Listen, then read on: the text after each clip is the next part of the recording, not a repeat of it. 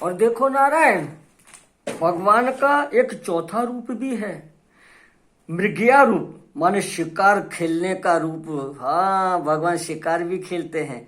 कभी कभी महाराजा लोग शिकार खेलने भी जाते हैं ना, इसी तरह अस्तित्व तत्व परमात्मा भी शिकार खेलने का मन होता है तो हिरण्याकश का शिकार किया। हाँ, हिरण्याकशपु का शिकार किया, रावण का शिकार किया, शिशुपाल का शिकार किया, दंत वक्त का शिकार किया, दुष्टों का शिकार करने वो परमात्मा लीला करके शिकार खेलने आते हैं, क्योंकि अकेले से रहा नहीं जा, अंतर्यामी रूप से, कछमछ रूप से और शिकार करने के राजा के रूप से भी खेल करते हैं। इस बात का भी बड़ा सुंदर इस भागवत में व्याख्यान वर्णन है नारायण। और एक पांचवा रूप भी है नारायण भगवान का। क्या? उनके बंगले बने हुए हैं, बंगले। जैसे वह वृंदावन है, हाँ यह वृंदावन है, यह द्वारका है, यह नैमिषारण्य है, यह काशी है, यह अयोध्या है। जैसे कभी कभी हम लोग भी, सेठ लोग भी मनोरंजन करने के, कोई मसूरी जाता है, कोई नैनीताल जाता है, कोई कश्मीर जाता है, जाते हैं ना घूमने के लिए, विदेशों में घूमने जाता है, अपना महल छोड़कर कभी कभी कहीं जाते हैं और वहां रहते हैं। यह अर्चना रूप है, अर्चना। वहां भगवान की पूजा हो सकती है। वहां वह कई रूपों में आते हैं, जैसे शालिग्राम रूप बना लिया, नर्मदेश्वर रूप बना दिया, मूर्तियों में द्वारका में भी आहा, कहीं छलिया बन दिया। अरे नारायण क्या बताए, छलिया का क्या सुंदर बातें हैं। और खीर चोर ठाकुर नाम बता दिया। देखो यहाँ अपने ये आपको क्या बताए नारायण, जगन्नाथपुरी से और कलकत्ता जाते बीच में एक खीर चोर ठाकुर है, उसकी लीला हमने सुनी संतों से। मंदिर भी है। क्या हुआ, एक कृष्ण भगवान का मंदिर है ठाकुर का, तो उसमें भोग लगाया गया, तो सब भोग में सब वस्तुएं पड़ी थी, तो उसमें खीर भी पड़ी थी, मिष्ठान। तो एक संत दर्शन करने गए, खीर को देख करके मन ललचा गया कि खीर बड़ी स्वादिष्ट होती है, प्रसाद हमें मिलता, ऐसे मन में आ गया। नारायण वो तो चले गए, भोग लग गया। और नारायण क्या हुआ, जब पुजारी भोजन की थाली लेने आए ना, तो खीर का कटोरा है नहीं। इधर उधर देखा, ढूंढ करके थक गए। अरे बोले खीर रखी थी, कटोरी कहाँ चली गई? बोले होगा मिली नहीं। जा चले गए, अपना कार्य करके मंदिर बंद करके सो गए। अब नारायण रात को सपना आया उस पुजारी को। अरे बोले पुजारी जी उठो, ये खीर पड़ी है न घाट पे, इस जगह एक इस नाम के संत बैठे सोए हैं, उनको जाको खीर खिला दो। पुजारी उठे, अरे बोले हाँ खीर का कटोरा तो मिला नहीं, तो कहाँ चला गया? सपने में ठाकुर ने उसको उठाया। अब वो नारायण उठे, खोला मंदिर, तो देखा खीर का कटोरा पड़ा हुआ है।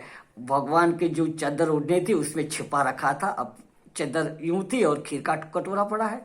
अब महाराज वो कटोरी लेकर के घाट पे पुजारी गए और उस साधु का नाम लेकर के चिल्लाने लगे, भैया ये नाम के कौन है महाराज, कौन है? वो महाराज उठे, बोले क्या बात है? बोले भैया ठाकुर जी ने आपके लिए खीर छुपा के रखी है, ये लो खीर खाओ।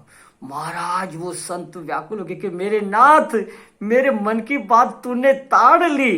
तब कहते हैं न, गांठ गिरे नहीं राखता, मांगन ते सकुचाए, नारायण पीछे फिरे कहीं भूखो न रह जाए। हाय हाय हाय। तो उनको खीर दिया, उस संत ने उस खीर तो खाया, पर मिट्टी का कुलर था, वो कटोरा था, उसको चूर करके खा लिया। तब से ठाकुर का नाम खीर चोर नाम हो गए, उस मंदिर का नाम खीर चोर ठाकुर।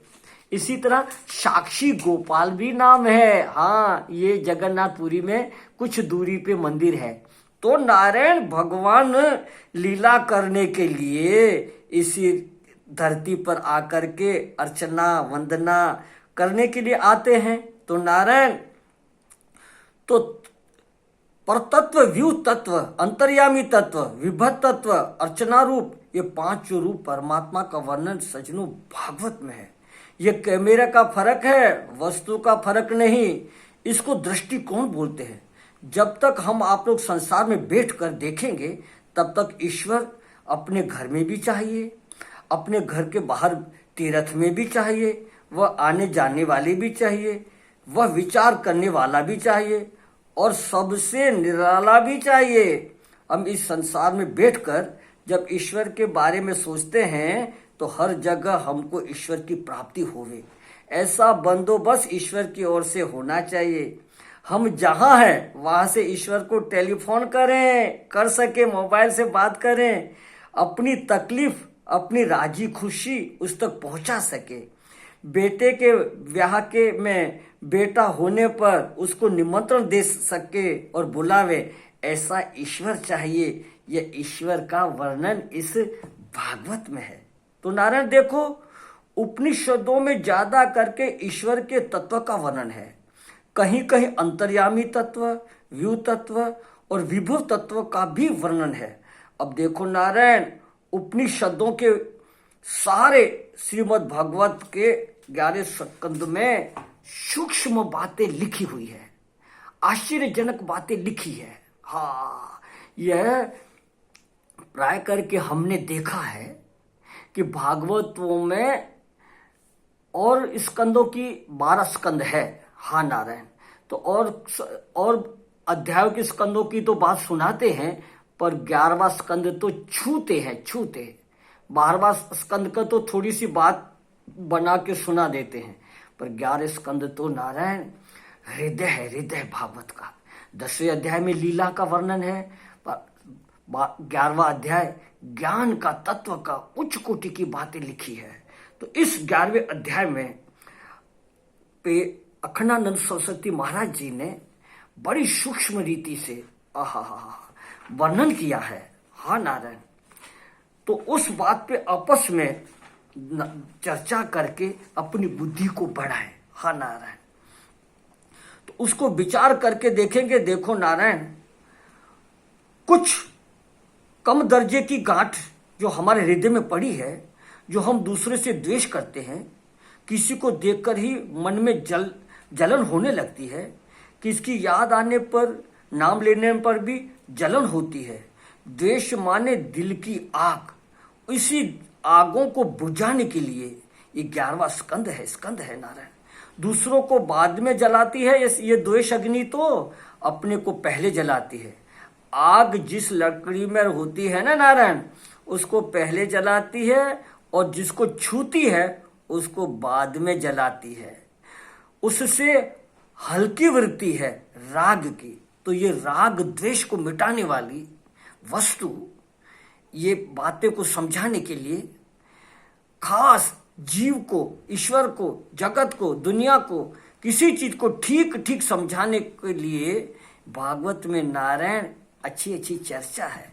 ये द्वेष क्या है कि हृदय को जला रहा है। हाँ, दूसरे को तो बाद में जलाएगा, पर जिसे द्वेष है उसको तो बाद में जलाएगा और अपने को ज्यादा जलाता है। हाँ, जैसे लकड़ी तो जलती है तो पहले खुद जलती है, पर और फिर जो बर्तन को जला करती है उसको आंच धीरे धीरे लगती है। इसी तरह ये द्वेष और ये राग भी है ना। हाँ, ये राग भी, हाँ, अपने को जलाना क्या है, उसमें हल्की वृत्ति होती है राग की। दूसरों का रंग चढ़ जाता है, आत्म कल्याण की भावना राग में नष्ट हो जाती है, सबकी भलाई भी नहीं सूझती।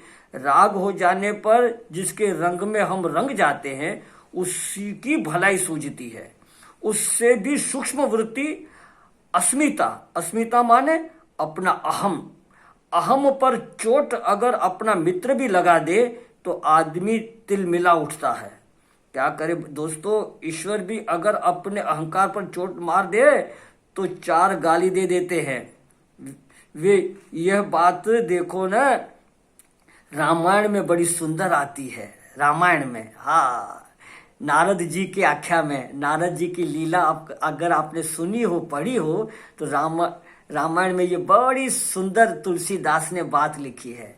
तो नारायण अस्मिता माना दूसरों का वैभव देकर के अंदर जल रहा है अहंकार, वे ये नहीं देखेंगे कि हमारे भीतर जो अहंकार था उसकी शीशे में दिखाने के लिए उन्होंने ये चोट लगाई है। क्या बात है, क्या बात है। देखो नारायण, अहंकार हमें दिखता नहीं, पर ऐसी घटना घटा करके ठाकुर ने शीशा बता दिया, तो उस शीशे में चोट दिखती है अहंकार की, कि देखो इसी तरह अपने अहंकार पे चोट पड़ती है ना, ये ठाकुर ने शीशा रखा कि तुम्हारे अंदर भी दोष है। हाँ, इन बातों को समझाने के लिए भागवत में अच्छी अच्छी युक्तियां दी हुई है नारायण, युक्तियां दी है। तो